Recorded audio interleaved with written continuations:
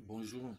Si tu as déjà eu à rencontrer une fuite sur un climatiseur qui t'a tellement dérangé, c'est-à-dire tu as mis le gaz à l'intérieur plusieurs fois et le client s'est toujours plaint que sa clim juste après toi n'a pas marché ou bien ne marche pas. Tu as déjà eu à voir, tant chercher, tant regarder le problème, tu n'as pas compris. Reste abonné dans cette vidéo, partage, like là et enregistre. Je vais te donner à la fin de cette vidéo une technique qui va te permettre de résoudre tous tes problèmes de fuite, une technique qui va te permettre d'identifier tous tes problèmes de fuite si tu as du mal à retrouver la fuite sur un climatiseur. Reste abonné. La plupart des clients nous appellent en disant mon climatiseur chauffe, mon climatiseur ne donne plus.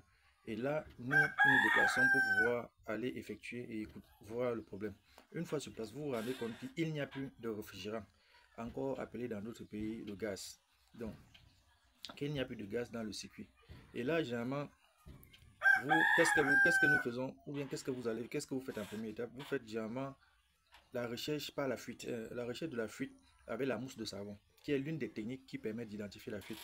Et en ce moment, quand vous faites la mousse de savon, vous l'appliquez au niveau des raccords de serrage, soit sur des endroits que vous soupçonnez qu'il peut avoir fuite. Et malheureusement pour vous, après ce travail, vous ne parvenez pas à identifier la fuite. Avec espoir, vous rechargez l'appareil et puis vous le remettez en service. Une fois rentré chez vous, vous êtes surpris que le client vous rappelle, il n'est pas content du résultat, disant que juste après vous êtes venu faire semblant et vous êtes parti. Et vous revenez encore une fois de plus, vous reproduisez la même opération en recherchant la fuite avec la mousse de savon. Mais si vous pouvez avoir un détecteur de fuite qui est un matériel professionnel et sophistiqué, cela pourra vous aider à résoudre ce problème plus facilement après la charge de l'appareil. Mais quand vous n'avez pas donc le détecteur de fuite, comment est-ce que vous pouvez vous comporter pour pouvoir apporter une solution fiable et durable à votre client? Dans cette vidéo, je suis Victor Dufault, technicien et expert en climatisation. Je partage avec vous, tout ce que je partage avec vous sont des expériences vécues et que j'ai eu à résoudre sur le terrain pendant de nombreuses années. Donc ici, vous allez comprendre que nous sommes sur le terrain depuis 2010.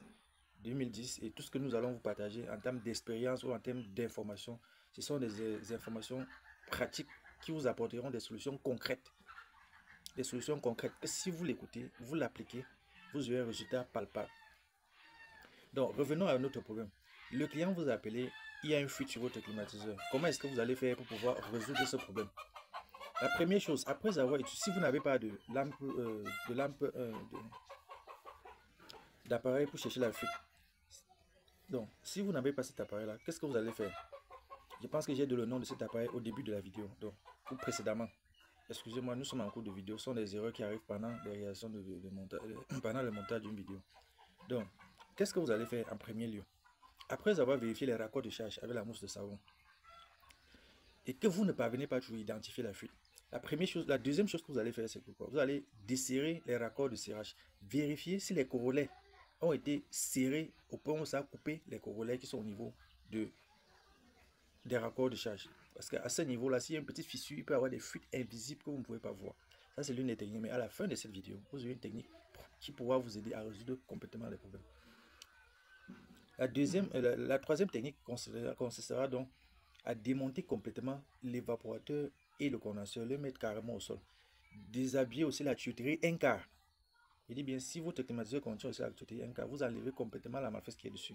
La première chose, vous soudez sur la tuyauterie un quart, vous soudez l'extrémité de la tuyauterie un quart et l'autre extrémité, vous montez un raccord de charge. Et par la suite, vous envoyez le 22 ou bien un gaz à l'intérieur de la tuyauterie à l'aide d'un manot et la bouteille de gaz. Par la suite, vous serpentez ou bien vous roulez cette tuyauterie, vous la faites immerger dans un barre d'eau.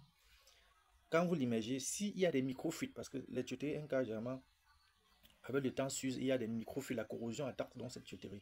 Quand cela a été fait et que vous mettez sous pression, immédiatement les bulles d'air vont commencer à remonter à l'intérieur de l'eau et vous allez pouvoir donc identifier si c'est au niveau de la tuyauterie un quart, vous allez l'identifier et résoudre complètement le problème.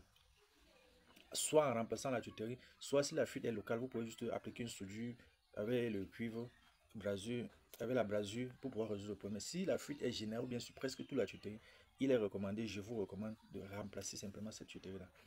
Après cette étape, si au niveau de la tuyauterie un quart, vous n'identifiez pas la fuite, vous procédez à la mise sous pression de l'évaporateur.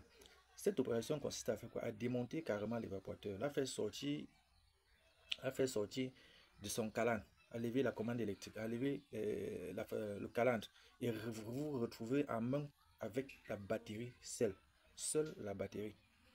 Quand vous avez la batterie, vous cherchez un bouchon qui permet, les bouchons étanches qui sont généralement sur les climatiseurs lorsque vous faites les installations des climatiseurs. Vous allez au niveau de la plus grosse ouverture ou bien la plus grosse tuyauterie qui est à l'entrée de l'évaporateur. Vous bouchez ça avec un bouchon plastique étanche. Et l'autre tuyauterie qui est plus courte, qui est généralement le 1K ou bien qui est plus petit, vous montez le manomètre là-bas. Par la suite, après avoir monté le manomètre, vous reliez ce manomètre à une bouteille de gaz et ensuite vous envoyez le réfrigérant à l'intérieur. Une fois le réfrigérant envoyé,